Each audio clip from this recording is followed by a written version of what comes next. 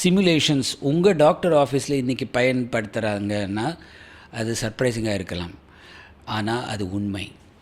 இன்றைக்கி ஒரு dentist office நீங்கள் போனீங்கன்னா இந்த ஆர்த்தோடான்டிஸ்ட்ரி ப்ரொசீஜருக்காக ஒரு சிமுலேஷன்ஸை பயன்படுத்தி எப்படி பிரேஸ் போட்டால் உங்களுக்கு கரெக்டாக அது இவால்வ் ஆகிறதுக்கு சான்ஸ் இருக்குது.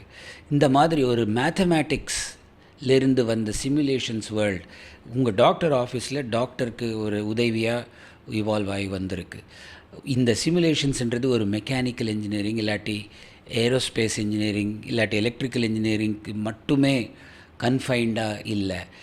பல டிசிப்ளினில் இதோடைய இன்ஃப்ளூயன்ஸ், இதோடைய யூஸ், இதோடைய வேல்யூ தெரியறது.